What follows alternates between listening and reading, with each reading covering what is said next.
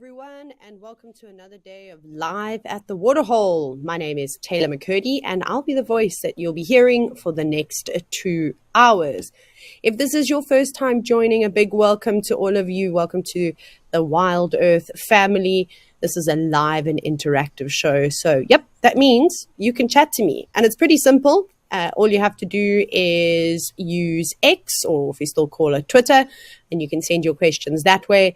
Just make sure you hashtag WildEarth at the end of your question. Otherwise, we won't see it. And if you're watching on YouTube, then chat away on the live chat. I'll see your comments and questions and answer as many of them as possible. But right now, we're looking at an elephant bull, although there might be a second one hiding behind the tree at Tembe Elephant Park, all the way on the east coast of South Africa. And I'll just give it a minute or two to see who is watching today, who wants to say hello, and what are we going to talk about. We've had a couple of quiet days where the animals haven't been on their best behavior. I'm not sure how I'm supposed to report that too, but maybe today will be a little bit different.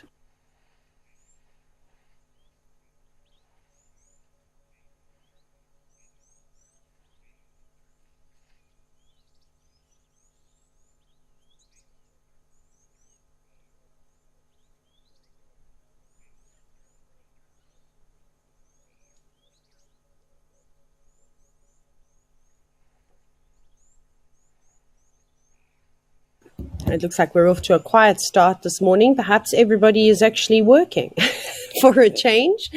But there we go. Catherine has jumped on board and has said, hello, Taylor. Hello, Catherine. Looking forward to seeing you this weekend. Safe travels a little bit later.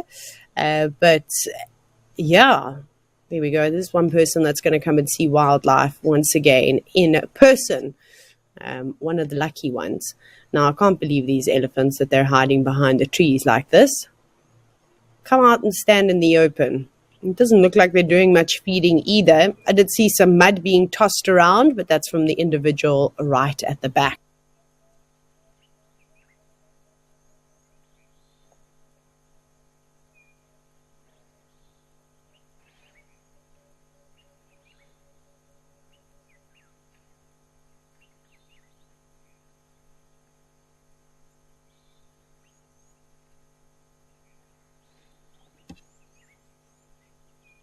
But we do have access to many cameras all over the world, not just here in South Africa. So if there is anything interesting going on at any of the other cameras, we'll have a look at them too. But as we always do, we'll do a bit of birding at some point. So if you are keen on keeping a bird list, or perhaps you've never kept a bird list in your entire life, today will be a good day to start. But right now we don't have any birds, of course, just the elephants having a relaxing time. These are both big elephant bulls. And in this area of South Africa, we're very fortunate to see individuals that still carry the big tusk gene. So the tusks are those big white pointy things coming out of the sides of their faces, and they are just modified teeth. You can just see how relaxed he is. He's got his trunk all stretched out on the ground. This is quite often how elephants will have little siestas. They'll just stand still flap their ears every now and then. There might be some insects bothering this individual around his eyes. And of course, they also flap their ears to help keep themselves nice and cool.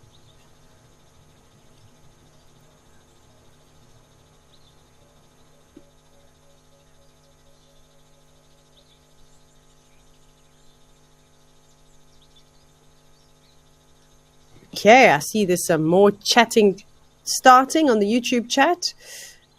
We've got Jim. Hello, Jim. I was just talking to you a moment ago. Great to have you joining us too. We've got some of the usuals. Darcy Miller. You've said hello, Taylor and Tucker. Tucker is fast asleep. He's not feeling very well today. Becky C. You've said it's a nice start with the elephant. Absolutely. Karen from the UK. We've got MDC. Gudo Boy. And you said this elephant has got nice tusks, and that you were at Vic Falls 2 weeks ago and you already missed the bush. Well, you're going to have to come on back then. And then MDC, you've asked, is this the bull that attacked the tour vehicle? Yesterday we were talking about the unfortunate incidences that have happened with elephants, and these really don't happen too often. One was in the Pilanesberg area in South Africa, and then there was another incident that ended in one fatality in Zambia in Kafue National Park. But no, MDC, these individuals are not one of the elephants that caused any of those scenes. We're in a different part of South Africa, all the way on the far sort of northern east coast.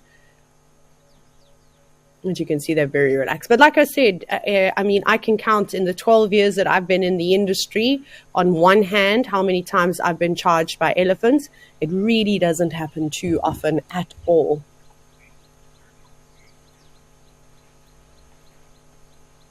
Okay, we'll take a break from the elephants until they decide to pop out into the open, but let's go over to one of my favorite water holes, Rosie's Pan, and see which birds are out and about.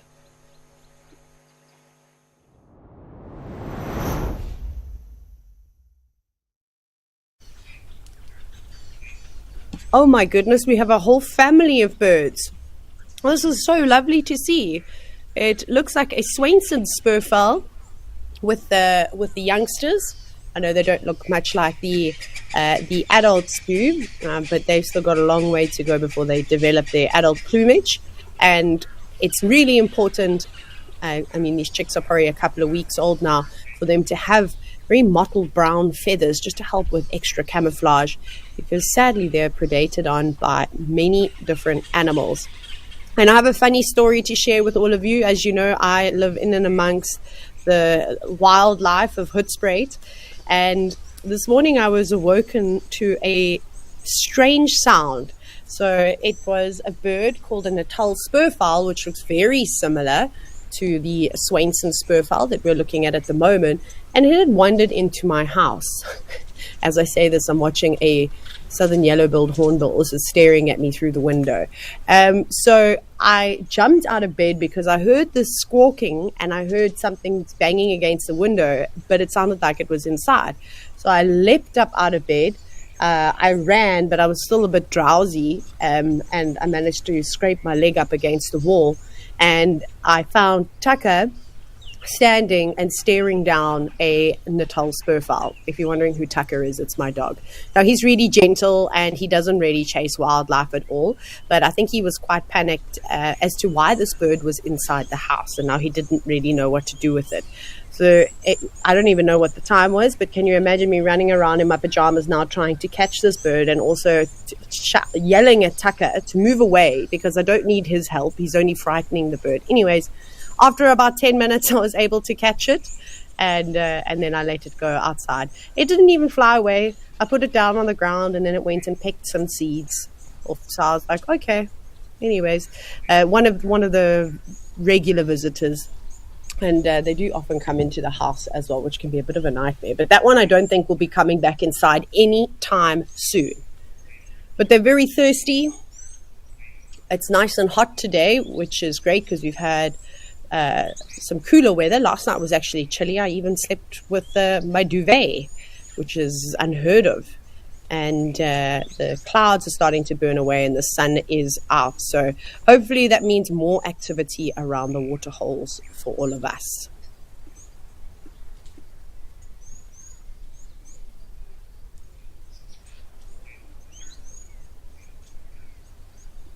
And then I'm getting some more information here. I'm just having a quick look at the chat.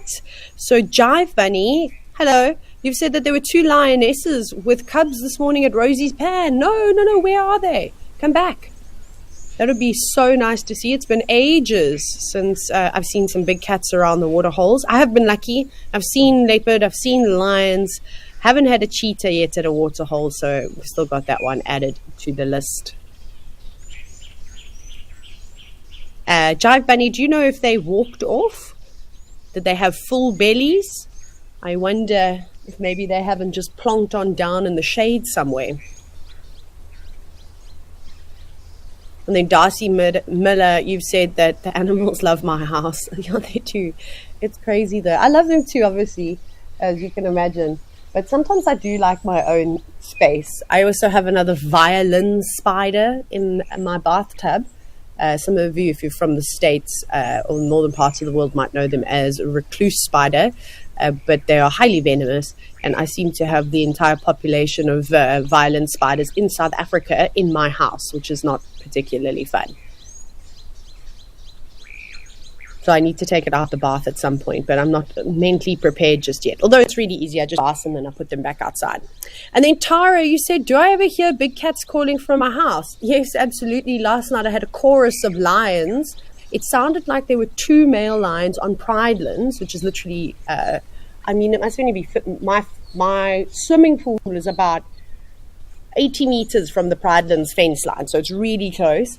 And it sounded like 2 male lions that were quite far apart from one another, and they were roaring, and eventually the calls got closer and closer, and I think they must have met up somewhere in between where my house is and obviously on the other side of the road.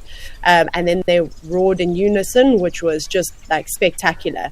I mean, it was so close that I could feel those, feel the vibrations, which was always really special. And then I hear leopards soaring quite regularly, and then the hyenas, well, as you know, hyenas are quite vocal, and I hear them all the time.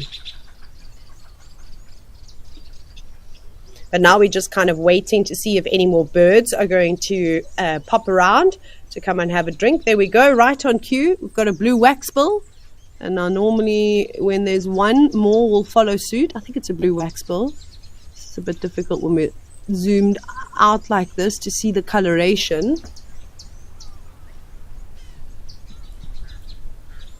There we go. We'll see if they're going to come back. I think they're going to come back.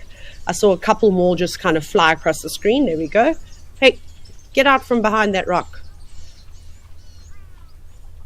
And just from, there we go. Just from the vocalizations that these birds are making, they definitely are blue waxbills.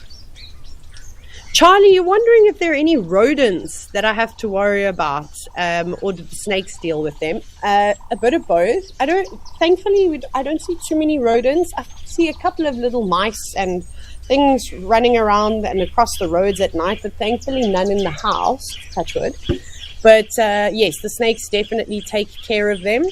I do find more snakes in the house than anything. And next week it's supposed to be quite rainy, which is exciting because we desperately need the rain. So I know that there are going to be more and more snakes with the increase in frogs. And then, of course, with the rodents, life will just explode, basically. But I won't be here to see that. I'll be on safari with a client of mine. I'll also be getting soaked because I'll still be in South Africa and not too far away from where I am now. We're hoping to see white lions, so I'm sure you can all guess where I'm going. Okay, birds are not playing ball just yet, but it's only going to get hotter and hotter. Yesterday we spent quite a bit of time down at the Olifants River. Let's go check it out.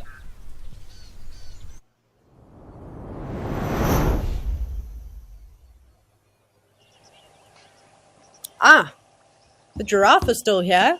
I don't know if it's the same group of giraffe, of course, because I didn't really take note of any identifying features. I really think that the giraffe would be difficult ones to try and identify all of the individuals. So just munching along the trees. Looks like some of their favorite species of tree. Looks like some acacia species. I can't tell you exactly which one it is.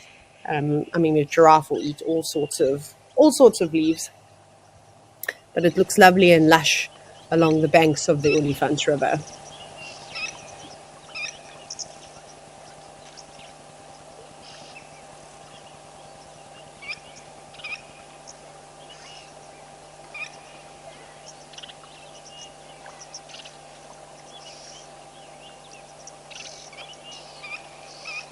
Darcy Miller, having a bit of a chuckle. You said Ngala is on Taylor's horizons. You're absolutely correct. That's where I'll be going to.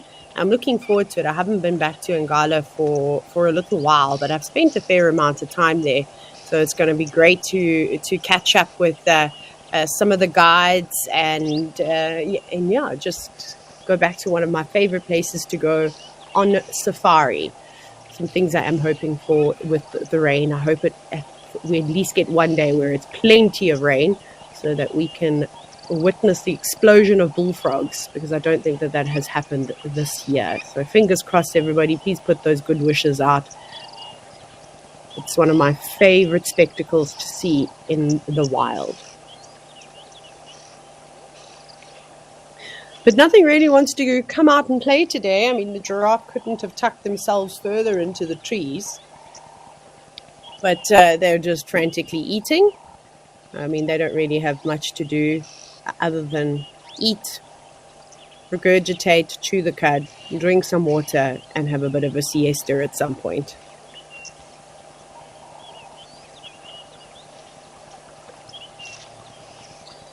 Casey, you said, you know that this is a little bit off topic. Don't ever worry about that, because I'm the queen of random conversation.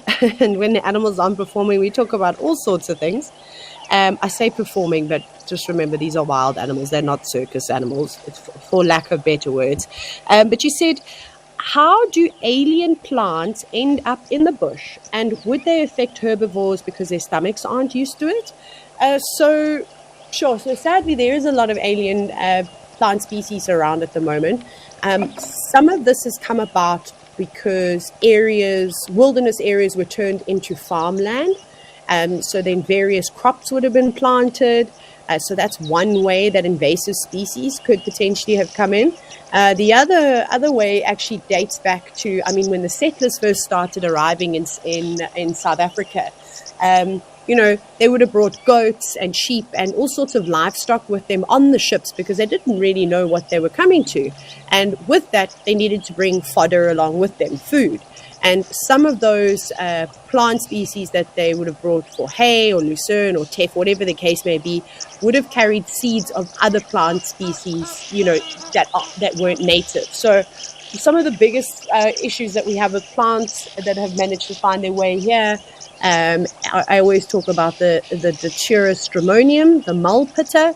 That is absolutely everywhere, and that actually came in feed for domestic animals, and now it's just completely taken over. There's a lot of Mexican poppy, which was also brought in a very similar way. And then these things just start to spread. I mean, rivers will definitely account for the dispersal of seeds. And quite often these alien plant species are so tough, they're so hardy, that they can grow in some of the harshest conditions.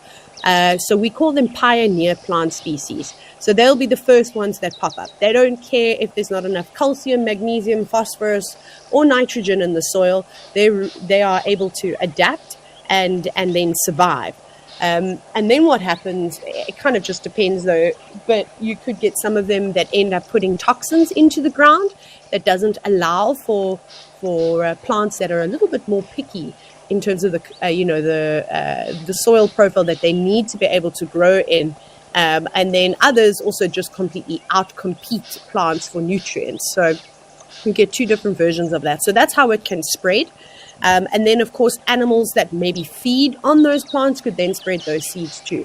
But I wouldn't say that it necessarily affects their digestive systems. Animals are really good at figuring out what is poisonous and what isn't, or if it has some kind of toxicity level. And just because it might be toxic to you and I, their digestive systems are typically quite hardy and could handle a bit more, handle more toxins than what we could, if that kind of makes sense. But a lot of the time that alien plant species isn't even eaten. But yeah, I can go on. I mean, I can go on and on and on and on about all the different plant species that are here that should not be here. But there are a lot of projects that work on trying to remove as much alien plant species as possible. And I can promise you that even on Olifants West Game Reserve and the surrounding reserves, that those plants will be removed when and where then they're seen. So different techniques. Some might have to be dug out of the ground, some might need to be burned, some might need to be chopped down and then a poison applied to the stem or the roots to prevent them from growing any further. But it's difficult to kind of just put a blanket rule over a variety of different plant species, because they all interact within the environment in a different way. But thank you for that, Casey. That was really interesting. I thoroughly enjoyed talking about that. And then, Darren, you've asked what plants or trees in this area take the first hit when there is a lack of water and an increase in heat. Gosh, the plants around here are used to, they're growing in this area for a reason, right? I mean, the rainfall for the greater Kruger area, again, it depends how far north you go, but let's just talk about where we are at the moment. Can be anywhere between 800 and about 1,000 mils of rain or so, but we haven't had anywhere near that. I doubt we've even had about 400 mils of rain, but I do stand to be corrected. You know how rain can be so localized as well, so it could vary, from just a couple of kilometers away from where I'm sitting right now. So yeah, and every plant has got a different water requirement. The heat is normally okay. Some plants will actually either have different color leaves. I'll give you a quick example of how some plants will combat that. So think of a jackalberry tree. Most of you have heard the naturalists talking about jackalberry trees. They like to line the rivers, grow up on termite mounds, and leopards are quite fond for sitting in them. And then birds, baboons, and myself love eating the fruit. And sometimes you'll notice on the young leaves is that they are more of a red coloration. This is for a number of different reasons, but we'll just talk about the one reason is that the red leaves can actually help prevent water loss. Some plants will even close their leaves to prevent water loss too. So it's really just interesting to see. But the grasses are normally the ones that suffer the most with the lack of rainfall. They tend to go brown quite easily. It doesn't mean that the grass is dead, depending if they're perennial or annual grasses. The vegetative part, the part above the surface of the soil, might die, but the roots could potentially live. And then just a bit of rain, only a couple of mils of rain can help get that going again.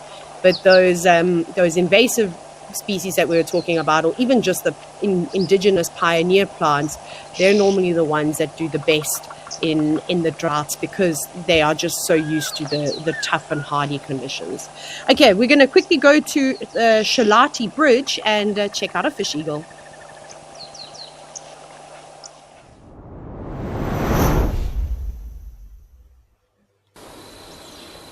There we go. Notice the camera is a little bit shaky, so just please excuse that. We've got a stunning African fish eagle perched up on a rock.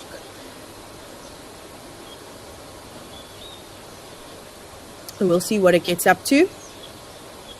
I don't think it's going to necessarily fish from this point. I think it's just using it as a place to have a rest. But time will tell, of course.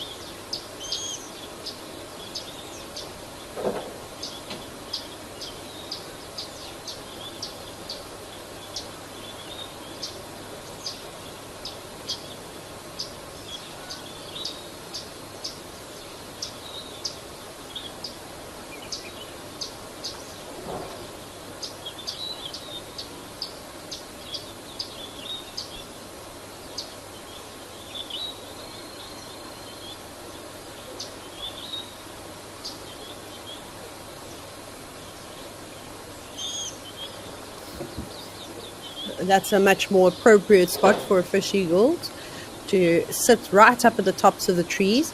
I'm not sure what kind of view it now has of the river, but I suppose they also have to have a break every now and then.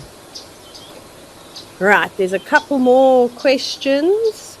I'm actually enjoying this view, so I think we'll just have a look at this for the moment. Who knows what else might come enjoying this fish eagle? Maybe we'll get a fork-tailed drongo hopping on in to harass it. Wouldn't that be entertaining? Perhaps it will fly somewhere else. Oh no, doing a bit of feather maintenance.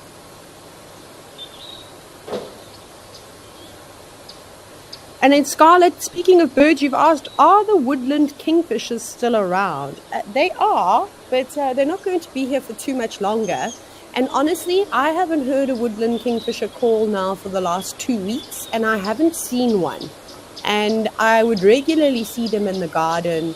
But I'm wondering, because we've had so little rain this year, that potentially they might have left already. I mean, so they're inter-African migrants. They're not Palearctic migrants. They're not traveling huge distances over the ocean. So they're really just heading up towards the equator in Africa. So maybe there's just not enough food around for them, and perhaps they've left a bit earlier. Sometimes when we have really good rainy seasons, we can even see the migratory birds stay on a little bit longer. So it just depends. But for those of you that have been watching the live drives, the sunrise and the sunset safari, let me know. Have you been seeing any kingfishers? Because I mean, whenever we get a chance to put one on camera, we always do, just because they're just so gorgeous to look at, right? But yeah, from being at home and walking around and doing a bit of birding here, it's been a while now since I've seen them. And then Juliet, you said it's nice to hear my voice. Thank you. I can't stand the sound of my own voice. I think I don't sound as nasally now. I'm definitely much better. Back to my old mischievous self, which is nice. You're hoping for more great tales today. Well, I'll keep you entertained. I might have to open the front door and see if the warthogs come walking past. But you've also asked, some of the water holes seem incredibly low, and you're wondering if this is typical. I suppose this goes back to what I was just talking about and the fact that we haven't had very much rain. It also just depends. Some of those water holes are pumped pans. So, oh, hello, Car. Cheerio. They might just not be topping them up. It's a bit difficult to kind of say what kind of is going on. But at this time of the year, normally we rely on the rain to fill up the water holes for us. But you can even see how low the water levels are in this area. But if there is some big rain upstream, then it will all top up. But I can't believe that there aren't big herds of buffalo here or elephants. Look at all this lovely reed. So this is called Phragmites australis, and this is the most common grass species in the world. It's not very nice, even though it looks like, if you drive past it, you want to stick your hand out and run your fingers through the reeds. Don't. They're very sharp leaves, and you'll end up with lots of paper cuts. So 10 out of 10 don't recommend doing that. But it's a favorite area for elephants, for hippos, and for buffalo. Quite dangerous if you're on foot. Definitely a place that you want to avoid. And then you can just see the fish eagles just in the distance in the top of that big green tree. There's 2 of them now. Actually, I can see a third one on the right-hand side of the screen too. And Alana, you've asked, where do the fish eagles nest? I'm not sure where the nest is of these individuals, but they're probably using the same one every single year. Sometimes, for the most part, they'll make their nests on the top of trees, and they're normally quite big, even sometimes along sort of cliff faces with some trees around them. Like in the Eastern Cape, they like to use the big euphorbia plants, and those nests can get quite heavy. They just keep building them every single year, adding more and more sticks to make them structurally strong. And I've heard that a fish eagle nest that's been around for a couple of years can hold the weight of about 60 kilograms, which is unbelievable. They really do get quite big, so it could be somewhere around here, but I'm not entirely sure.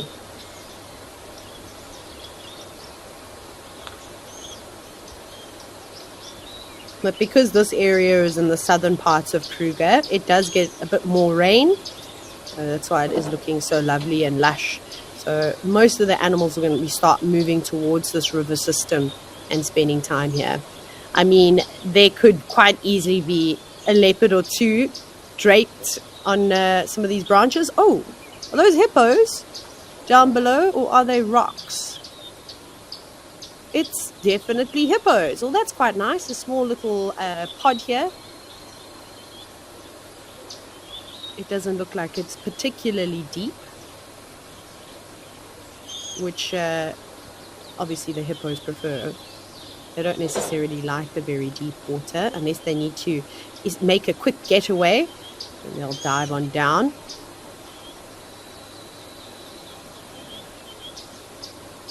But let's sit and watch the hippos for a bit and see what they get up to. Oh, there we go. Now they've popped their heads up.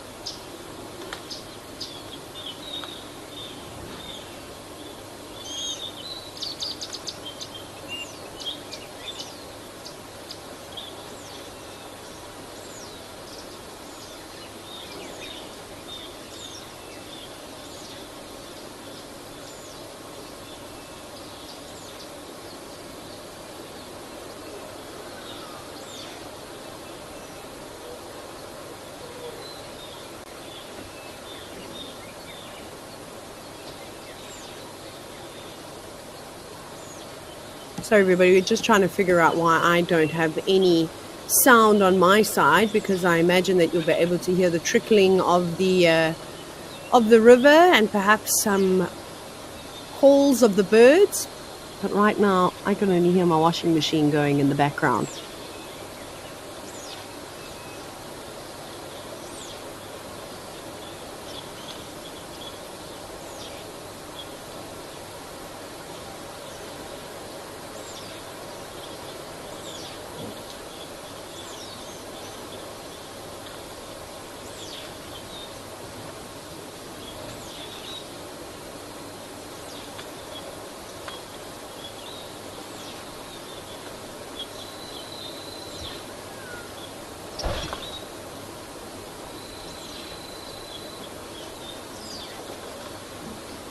The hippos aren't going to get up to too much today, just because this is their very typical daily activity, is to just really have a rest now. So you'll see them bobbing up every now and then, and it's quite spectacular. They're able to do this without consciously, waking up and popping their heads up to take a breath. This is an automatic response. And you can see there's one hippopotamus on the right that looks like it's got big cuts on its back. You can see they're white in color. They're healing up quite nicely. This is also very typical. We see hippos with injuries all the time. It's from just arguing with one another. It could also be a younger male, but then again, females can also sometimes find themselves on the wrong end of a big grumpy bull, and they've got massive teeth. And because the skin is so thin, that epidermis is just a couple of millimeters thick, it's very, very easy to kind of get scratches and cuts in comparison to a lot of the other larger mammals. But they heal up quite nicely. So those are just superficial wounds that won't really cause any problems. The only thing though is that the oxpeckers might annoy the hippo and try and open up some of those wounds again to encourage the blood to ooze. But it is so lovely to view hippos from above. Normally we just see, from a horizontal angle, just the nostrils and the ears. There's quite a few of them here, though. There's probably a nice little sandy embankment that they are sitting on at the moment.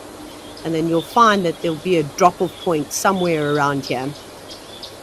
And if you're into fishing, this is the best spot to fish, in and around the hippos. Hopefully not to catch a hippo, though. I've accidentally done that before in the Zambezi River.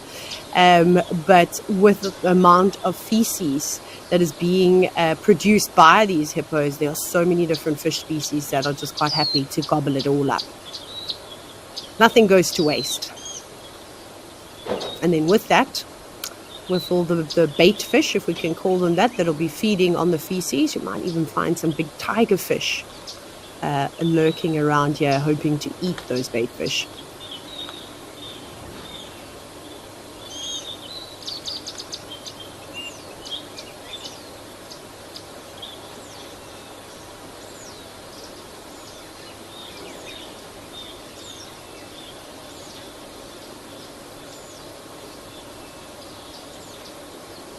Okay, well, we'll keep an eye on the hippos. Maybe they move. Maybe somebody comes out of the water to do a bit of grazing. Actually, I want to follow this hippo that's just moving off to the right. Let's stick with it just for a little bit and see where it goes.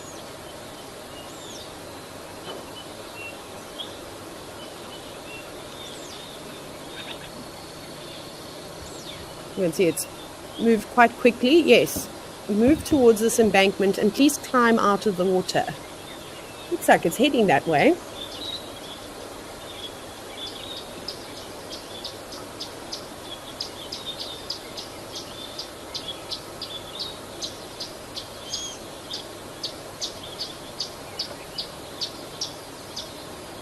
No, don't go around the other side.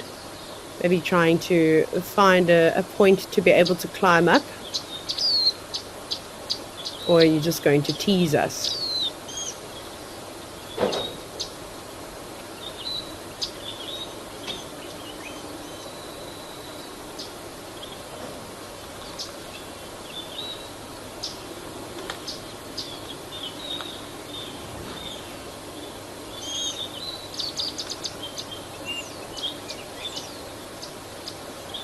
Oh, they're all moving over now.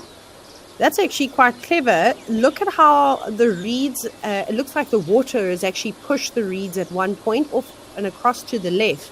And it looks like it's made a little shade cave. So maybe they're just sick of the sun now and they're wanting to get some reprieve from the heat. So that looks like it will be perfect. And it looks like there's quite a bit of space under there too. Because that one hippo has just vanished. And goes another one.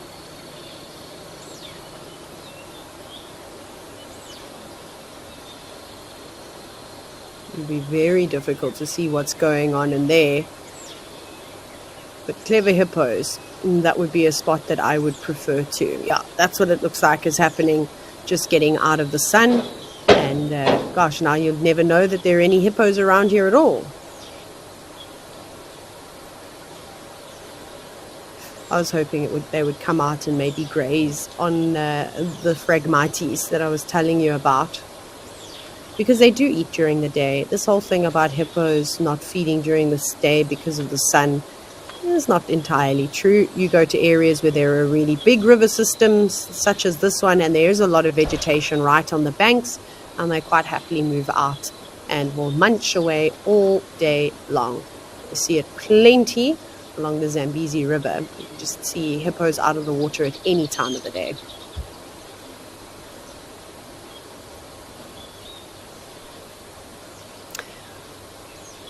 Okay, but our hippos have now moved off. Just a couple deciding that they're still going to hang around over here. So let's head to Tau Lodge and see what's happening there.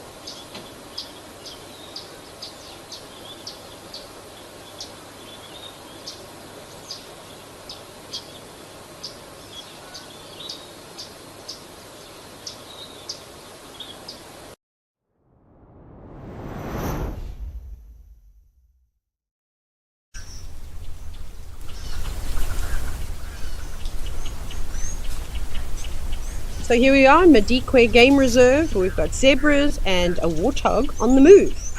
Looks like the warthog has already had a wallow, but we'll keep up with it. Maybe it will go back in for a cheeky swim. We've also got an impala and wildebeest right at the back, and of course all the regular birds that we see on a daily basis.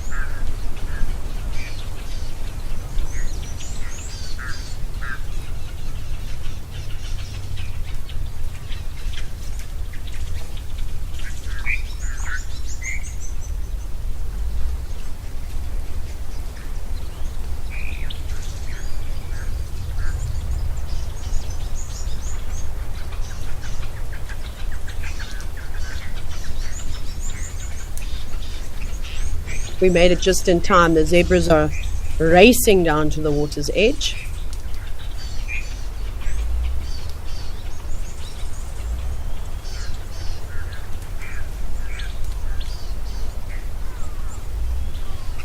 Here comes a young foal bucking and bronking.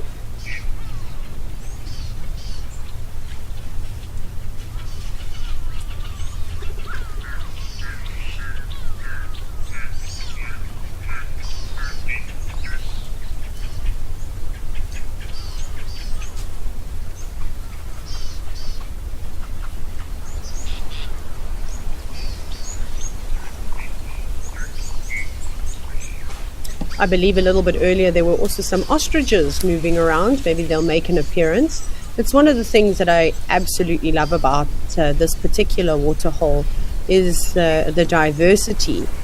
There comes the second young foal.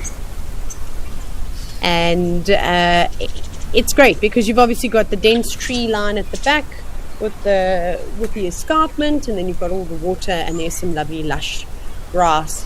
It's just unbelievable how many animals hang around on this sort of arid piece in the middle. I mean, there's always zebra here. There's always a herd of wildebeest. Not that they can do much feeding around here, but it seems to be a great resting ground, especially for the wildebeest.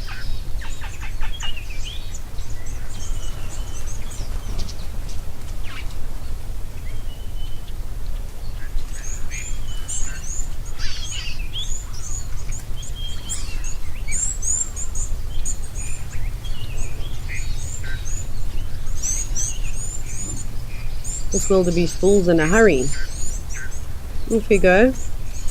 Oh gosh, you didn't even stop to check for crocodiles.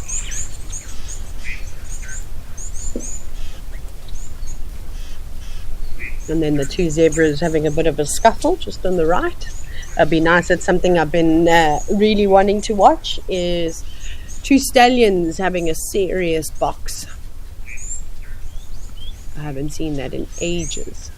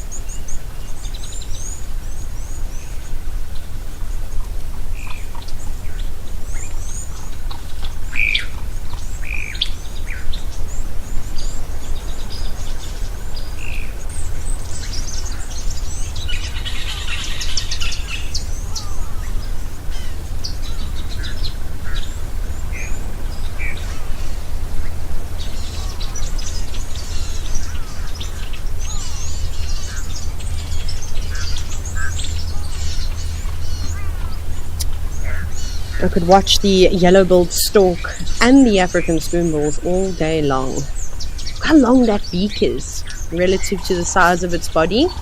It comes in handy, especially when you are fishing in slightly deeper water. But it's not probing its beak into the soil or into the grasses like we would typically see with, say, the ibis species.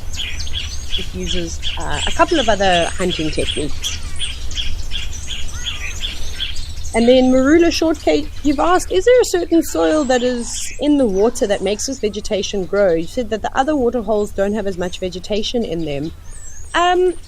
It's a great question. That is a really good question. It probably has something to do with the vegetation type, but I also just think that this habitat is quite interesting.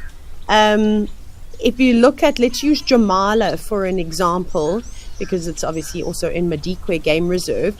I have no idea about, that big open area, and I've always said to you, it looks like it might have been an old airstrip with the way that it's quite narrow, but also very long, and the grass is very, very short. So that waterhole there is man-made, and I don't think that the soil around it is particularly high. We know it's high in minerals because we do see animals coming to perform something called geophagia, which is where they'll eat the soil. But that's normally, minerals like sodium, for an example. There might be some calcium and some other things that are collecting in that area. We would call it almost like it's like a salt lick. And it is in a lower lying area, which is also quite typical. So it doesn't necessarily mean that it makes for a good area for plants and things to grow. So I don't really know why, but this looks like a little bit of a wetland type ecosystem that's sort of just consistently flooded. And I'm not sure what type of grass species this is here, but it thrives with growing in the water itself. So I'm not sure, Marula Shortcake. I wonder if any of the other naturalists, maybe somebody like Ralph, because if I'm not mistaken, he spent a little bit of time up in Madikwe. Maybe he could give some insight. I only see a very limited section of this area around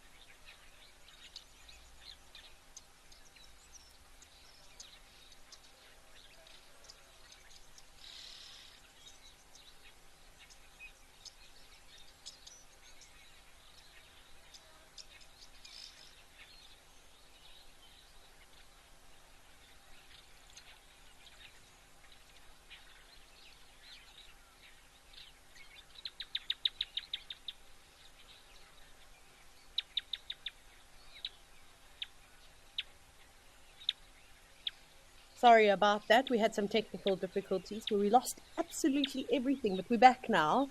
And as you can see, the straw-tailed wider is very happy about the fact that we are back and alive again.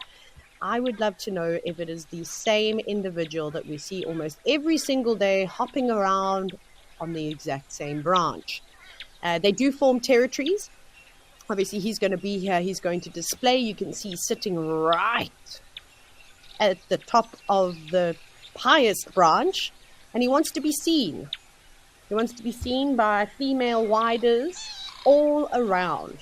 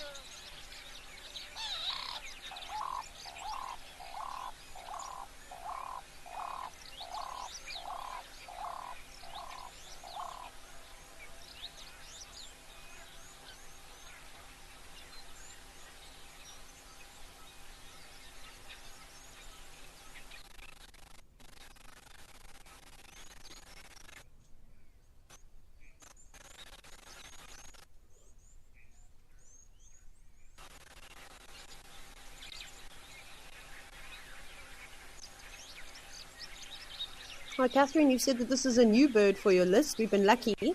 We've been seeing, the straw-tailed widers for quite some time now. So I don't know why all of a sudden this one is just, loving this perch. Maybe it's got something to do with the fact that there is a waterhole nearby. It's going to be a hot spot. It's definitely going to draw the attention of females, but we'll have a scan around and see what other birds we can find. There are normally plenty around here, and let's see if we can get a couple of new ones.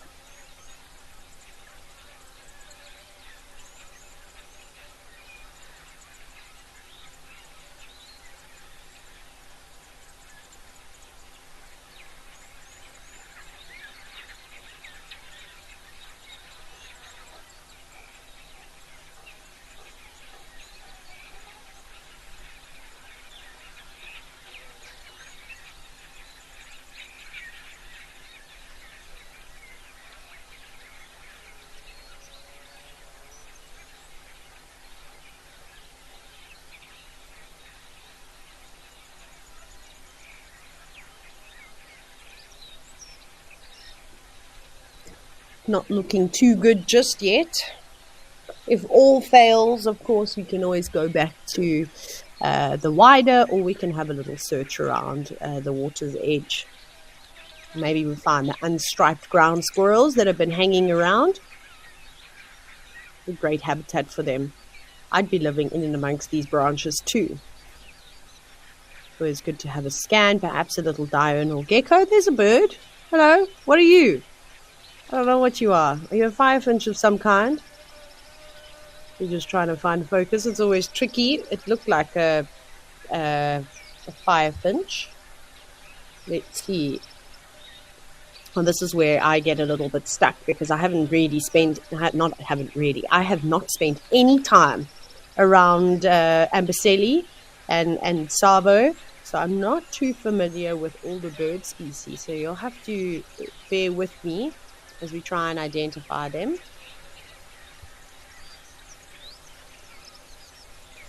Well, it seems to have moved off. Oh, there's an agama. It's just sitting. If we zoom back in, we might actually be finding it. There's a huge delay on this camera, I'm afraid, so we'll see if we get to it again. But this is a popular spot for the agamas to live around. You might be able to see it moving right to the top of the screen now, on a branch that kind of forks in the center. It doesn't look like a very big one. Yeah, there we go. You can see how it's got a fork in it and one side is higher than the other. And then it's just in the middle. You're probably all going, Taylor, that was not very good directions. We're getting there. It's camouflaged. kind of center of the screen now. So if we go in a little bit closer, then we should be on it.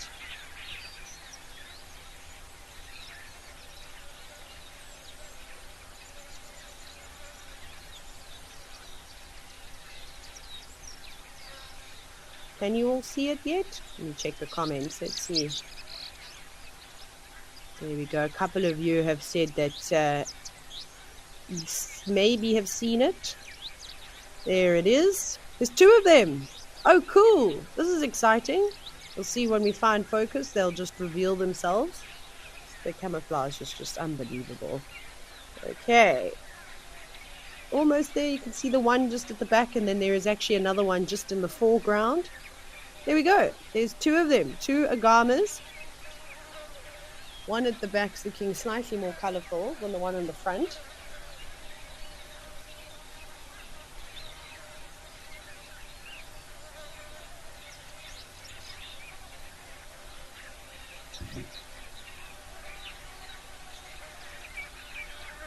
It looks like the one on the left or at the back's got its throat all puffed up.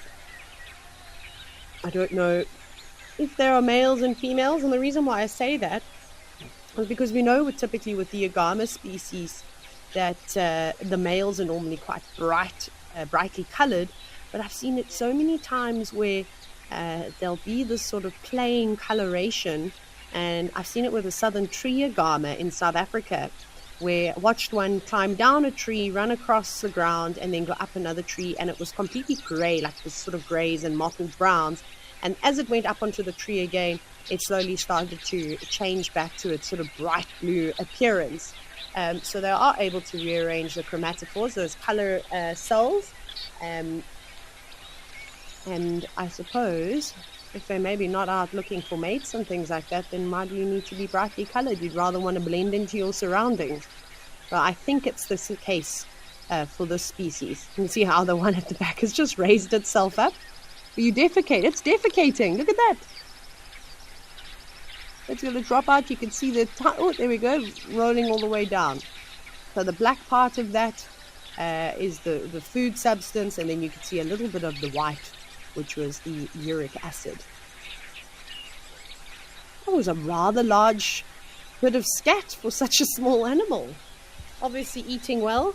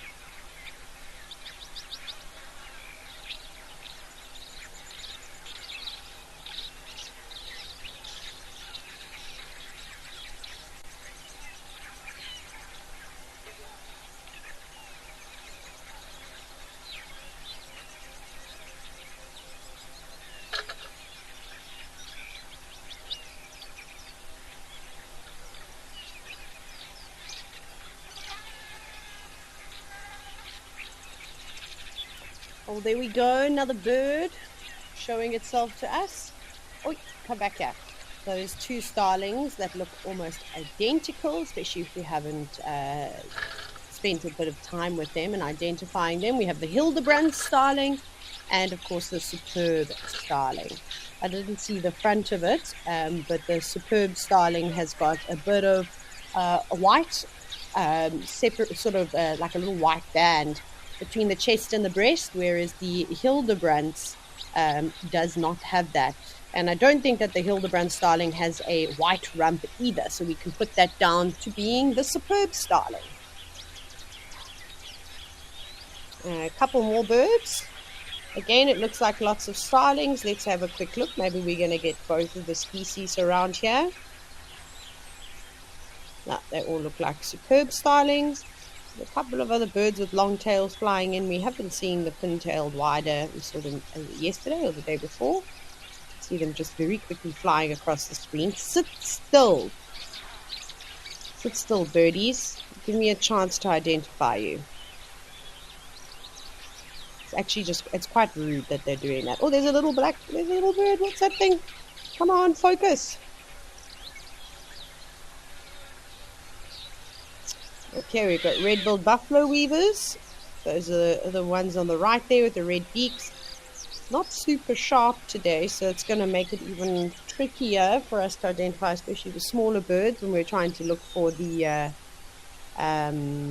smaller identifying features. And you just find out to see if we can get this focus a little bit better.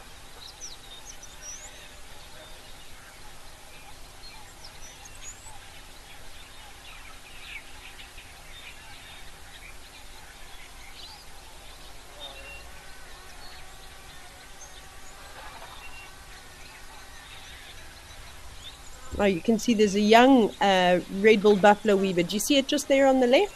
Next to what looks like one of the sparrow species.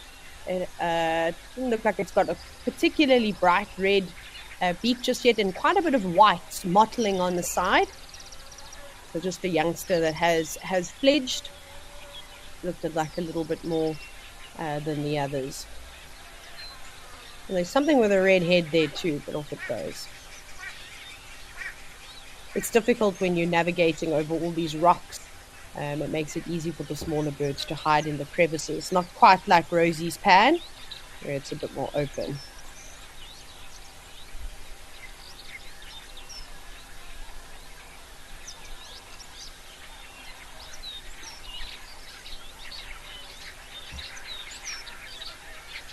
Seems to be an influx of insects too. Lots of things flying around. Are they small butterfly species, it looks like? And there are some firefinches there. Maybe they're red-billed firefinches. Little emerald spotted wood dove also making an appearance.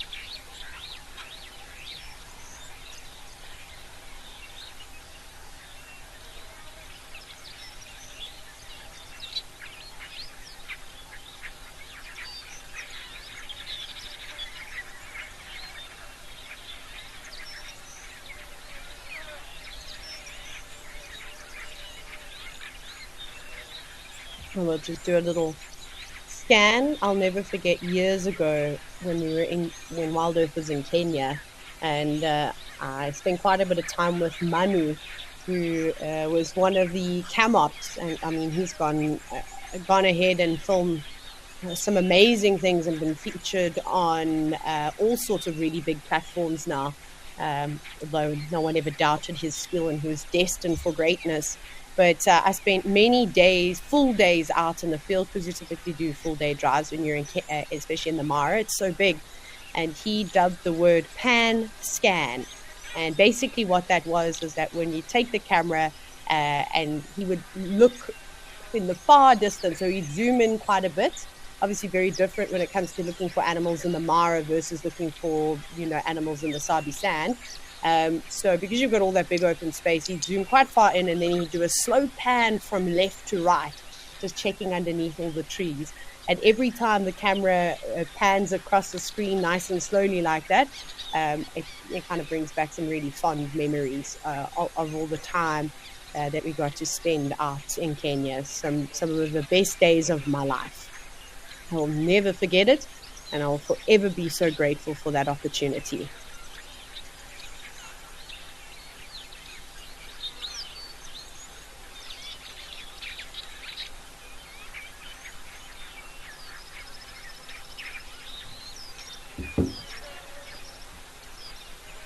So just a dove having a drink is most likely a ringneck dove or a turtle dove, depending on what you want to call it. The names change quite a bit, but the influx of birds has now died down a little bit.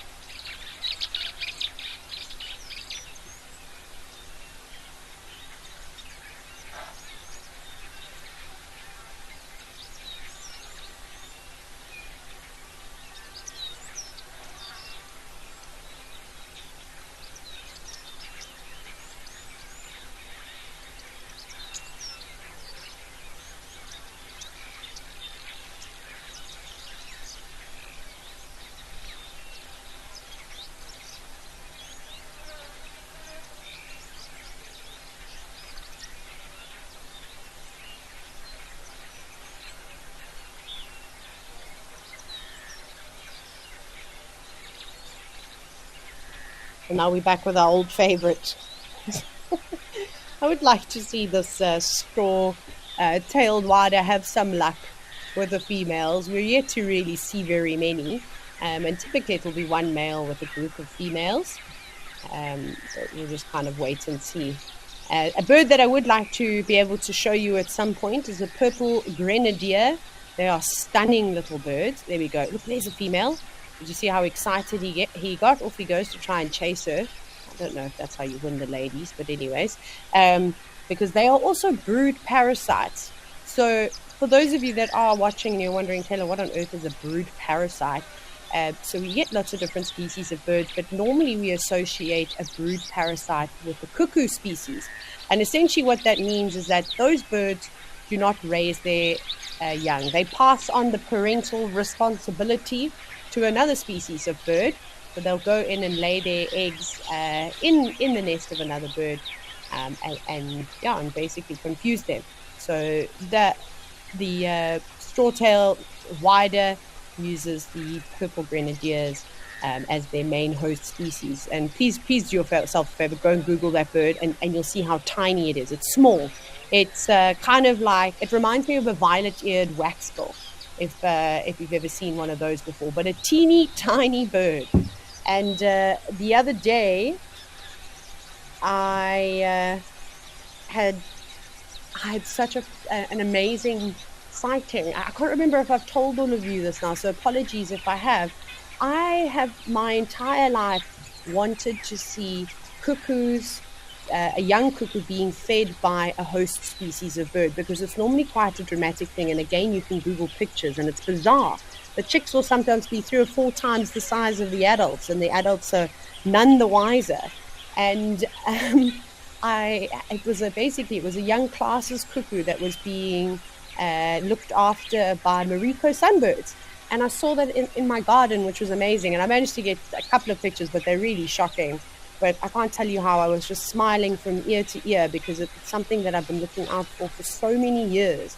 And I just haven't been at the right place at the right time, or I wasn't paying enough attention to the bush. But at that moment, I did hear an unusual chirping sound, which I knew was from a young bird.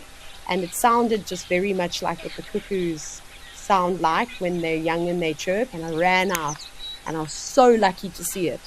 So that was such a special moment for me. And I don't always get too excited about birds.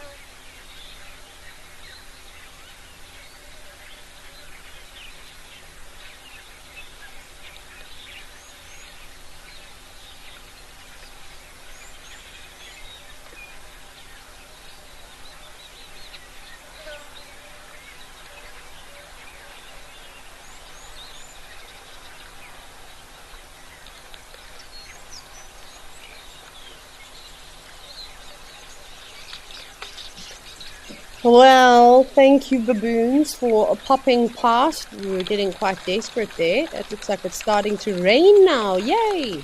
So these are yellow baboons coming in for a quick drink. Oh, why are you running away? There might have been some movement in the hide or something that has sent them on their way, or perhaps they just don't want to get their hair wet.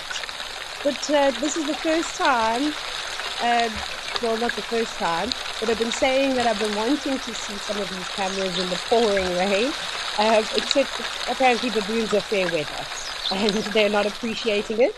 But did you see how quickly the weather just arrived? And this is so typical in East Africa. I've never experienced thunderstorms and torrential downpours like I have in Kenya specifically. It just happens so quickly. And before you can even batten down the hatches, you're already completely drenched. Yeah, I really would have hoped that the baboons stuck around for a bit, but let's see. They might just head for a bit of cover, and I don't know how long the rain is going to last. Sometimes it can be over in a matter of minutes, but because it is, April and May are the long rains, it could end up raining for the rest of the day. And you can just see in the distance how much rain is falling, and some of these clouds, oh, it doesn't look like they're moving very quickly either.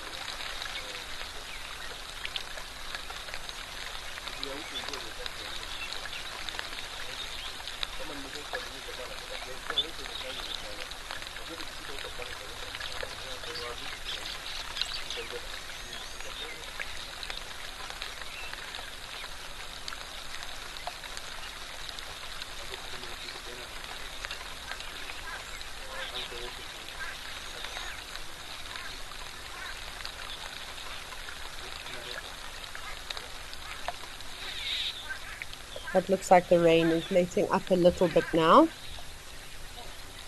Oh, there's a couple of birds, though, that have come in. You can just see them. Here they all arrive. They seem to be landing on the left-hand side. Maybe we can take a closer look.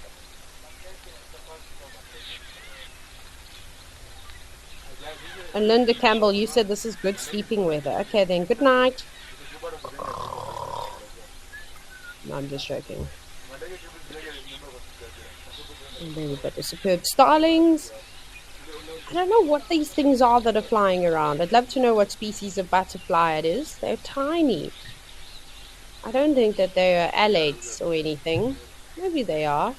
But just their wings look a bit too broad to be alates. But whatever they are, the birds are quite excited. And some of them are having a bath. Oh, we've got a wattled starling. That's a nice one. You see that? It's just in the center of the screen. It's behind some grass now, but it's a grey bird. It's got a bit of black on it and some yellow too. Normally where there's one, there's more as they live in flocks. There it is. Hello, wattled starling. Good to see you. This is a bird that I have not seen at Old Daniel Waterhole before. And for some bizarre reason, we really are struggling with the focus today, which is not helping. So don't worry, you can stop rubbing your eyes. It's not you.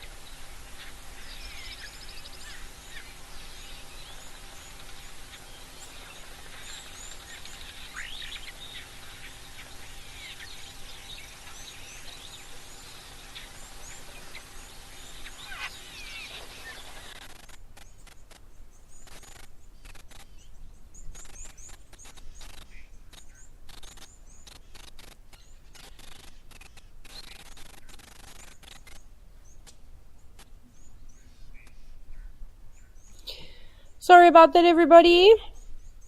It seems as though we got a bit stuck there, but we were talking about ostriches and how they had shown themselves a bit earlier on. We've got one that's come back with some grey giants just strolling on past him. He doesn't seem to be too perturbed at all by the elephants. That might change if they get a bit closer, though.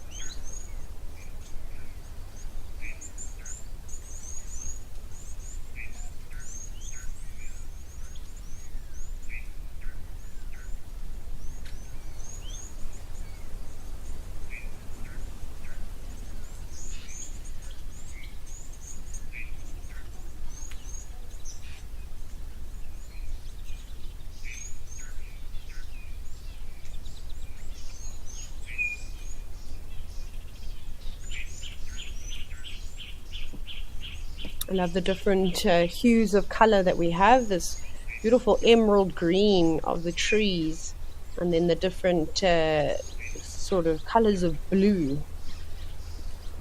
It's really pretty.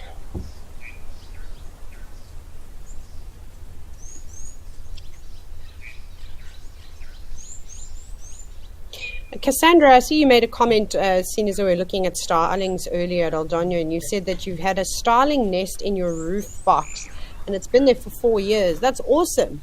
It's obviously a nice safe place for those birds, so that why would they leave and use different nesting sites if they've been successful year after year? That's a big dust bath the elephant is having. I don't know if the ostrich is going to appreciate that too much, although they also dust themselves off in the sand.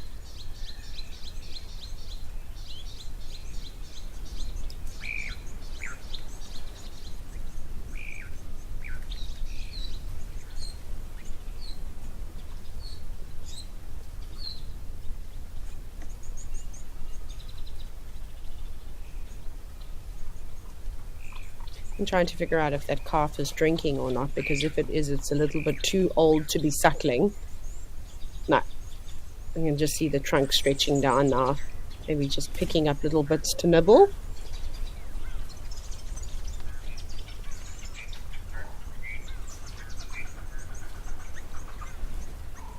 Okay, elephants, we love you so much, but we get to spend lots of time. Let's go back to Aldonio because the baboons have made another appearance.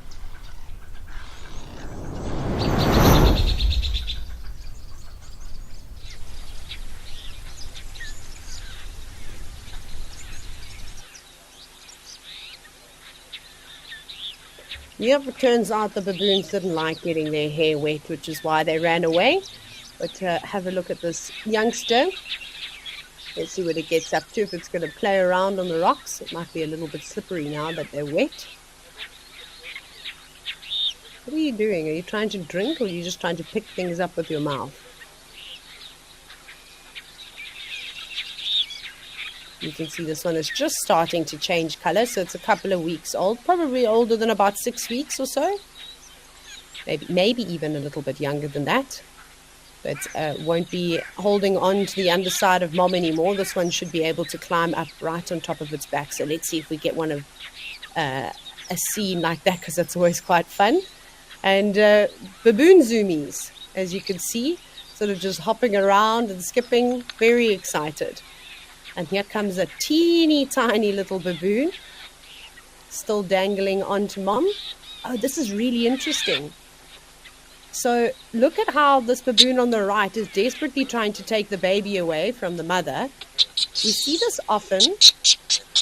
I know it looks like they're being quite rough, but just remember they are animals, and they're not delicate. They're quite tough. It's the same thing, I suppose, as normal babies. They're tougher than we think. But you'll get some individuals of baboons that just seem to be more maternal, and they don't have to just be females. They can be males too.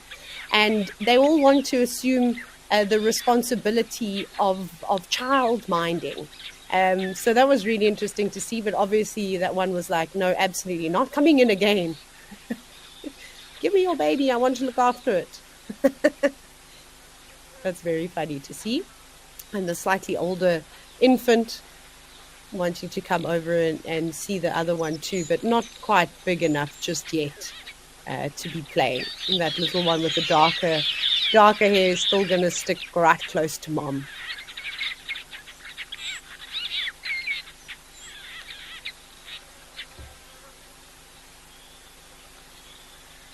It was very sweet.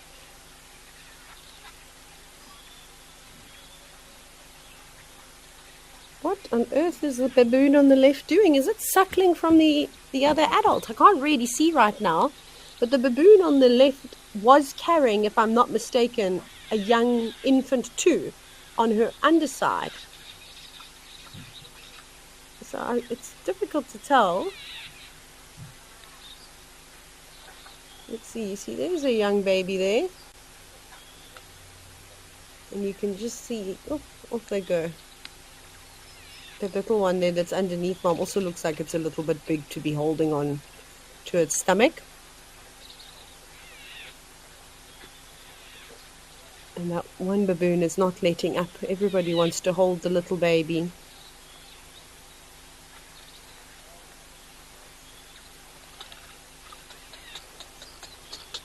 And off they go. Isn't this awesome?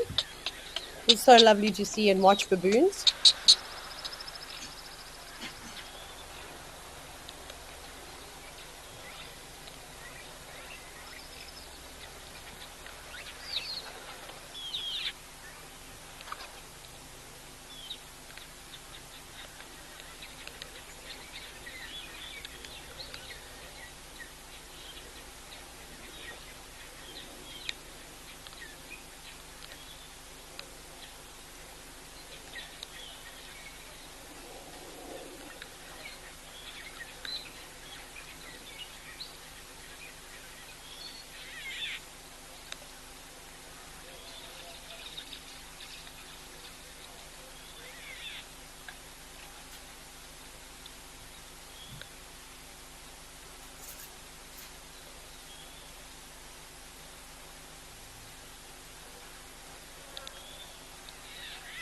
Oh my goodness, just look at this. Just life has just appeared. Impala, warthogs coming to drink.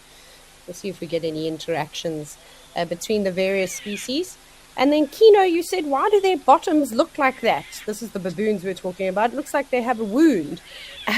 So they just don't really have any hair covering their nether regions. And I think the baboons, this thing that you're talking about, it's actually the females. So with the females, when they go into estrus, basically that whole area starts to swell. So with baboons, we don't see them testing the female's urine to see if they come into estrus. It's more of a physical sign. So when I don't even know what the right term is. Sorry, my baboon anatomy.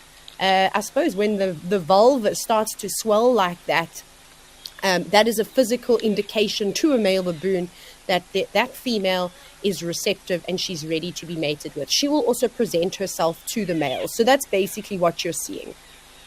But you won't see that on the males, but you will see the sort of bare patches on their rumps.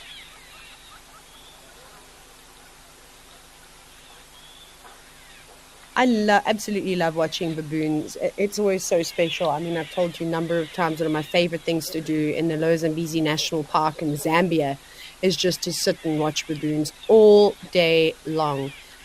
They're always up to no good. The youngsters are quite funny.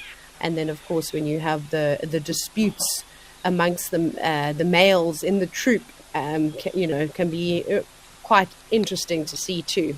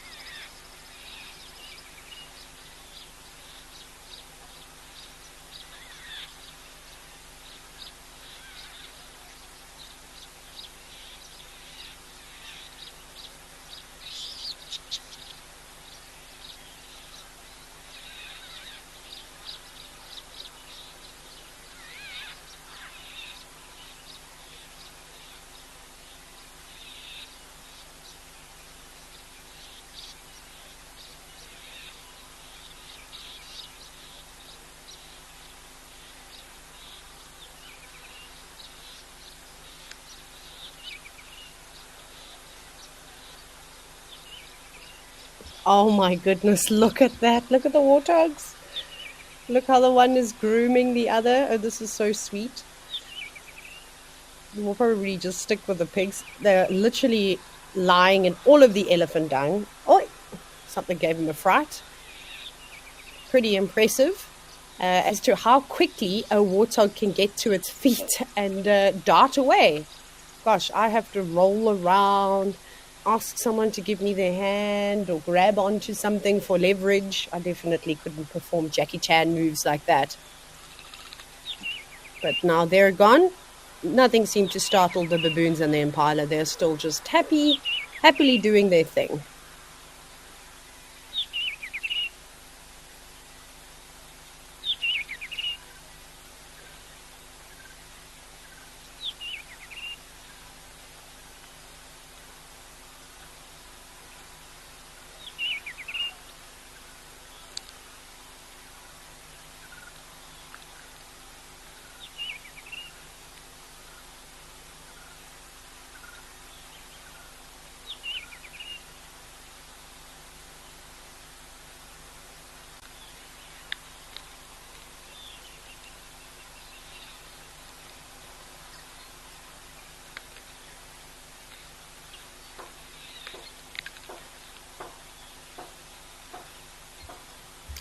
Cassandra, Neil, you've asked, do the baboons ever tease any of the other animals? Yes, they do. They absolutely do. I've seen baboons doing all sorts of things, but I've shared some of these stories before, but I've seen some really insane interactions with baboons and impalas specifically. Not necessarily teasing them, but quite aggressive on the baboon side. So I'm not talking about how baboons are obviously omnivores and they quite often will catch young impala. But the one day I was sitting outside on one of the decks of this camp I was managing, and while I was sitting there, I was watching an elephant shake a big winterthorn tree, and all the pods fell from the tree. And there's really, during dry season, there's nothing else for the animals to really eat unless you're willing to swim out across the Zambezi and go and feed on the islands. So warthogs, waterbuck, baboons, and everything else you can think of will come around the tree to feed on the pods that the elephants have now shaken loose. And there was this female baboon. She was just sitting kind of like this baboon in the middle, and she was collecting pods and pulling them towards her, making a big pile. And there were lots of impala feeding in amongst the baboons, and this one female impala comes around and literally walks straight up to the female baboon and starts feeding off her pile of pods. Well, this baboon did not take too kindly to it, and she grabbed the back leg of this impala, and this impala bucked and bronked like you could not believe, desperately trying to get away. The baboon didn't even look like she was struggling to hold on to the impala, and she just sat there with one hand eating her pods. And eventually she let go of the impala, almost as if to say, try that one more time and see what I do to you next. So they they can be quite hectic, but I've also seen baboons running around and chasing animals. There's some funny videos of baboons and warthogs. So they do interact with one another. They play as well. So you might find the younger baboons especially wanting to go up and engage with other species.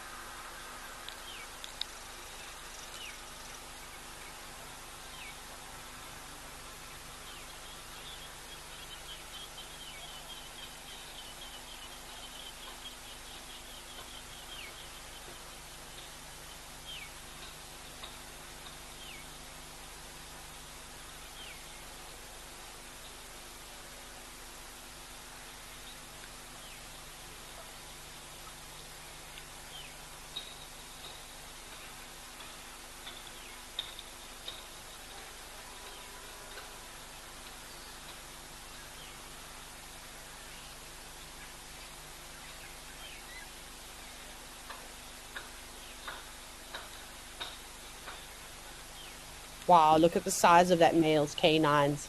You can see it looks like he's trying to crush something. Might be a seed or a nut of some kind. Yeah, it's got a nut. He's trying to crack it open. Wow, look at that. So not using the canines. They're not obviously for feeding. They're great for showing off to other animals, other baboons, to say, look how big and scary I am, and also very powerful weapons. But they'll be using their molars at the back to be able to crack anything open. And then that female that was just marching off to the left, now you can clearly see that was a good example of a female that is in estrus.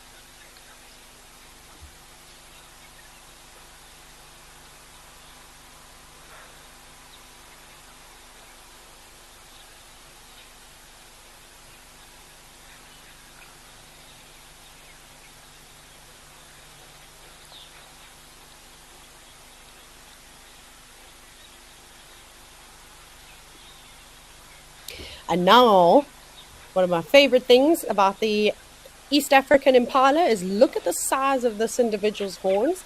His isn't even as big as they typically get. But when you move down to the Serengeti and to the Masai Mara, the display of horns is so dramatic. I talk about it all the time.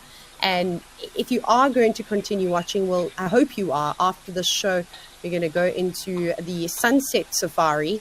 And I have no doubt that you'll see some impala. Just take note of the horn size, especially the width of the splay of the horns. They also get much longer. But I reckon if an impala ram met with an impala from East Africa, he'd probably tuck his tail between his legs and run in the opposite direction. Even the biggest of big impalas that we see down here are just no match for these other individuals. And then, of course, those long legs belong to none other than a giraffe.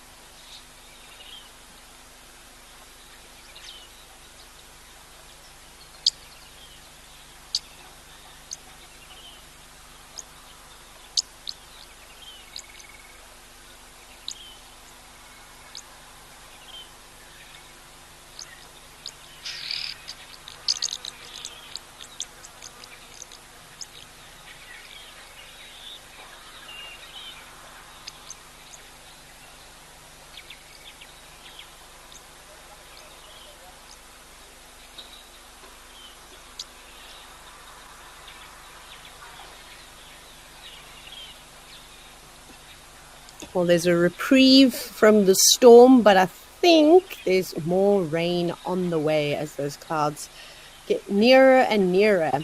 But I'm glad that a giraffe decided to come down and have a drink, because what is the Oldonyo Waterhole without a giraffe?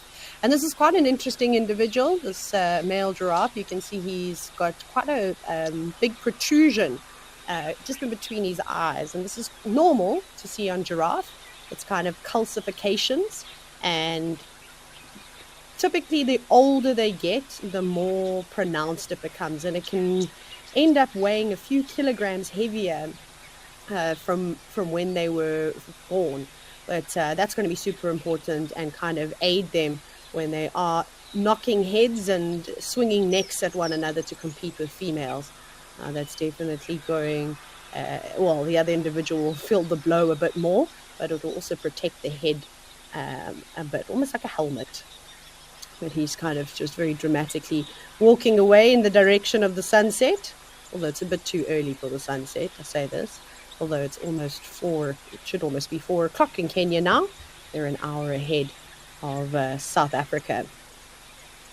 And kind of just gazing away. And everything has now moved off. Impala have gone, I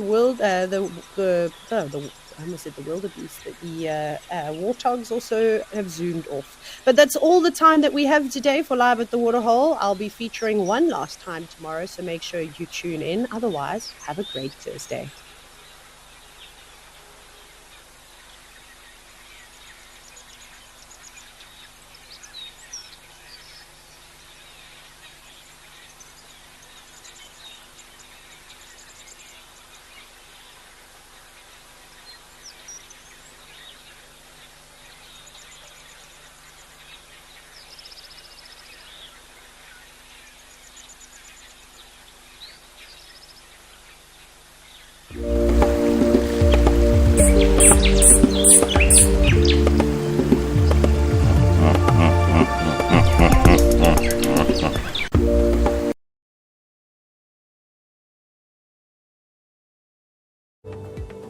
It is a balmy 30 degrees Celsius here at Juma Private Game Reserve on the western fringes of the Greater Kruger National Park. This is my friend Jeremy, and you are watching On Safari.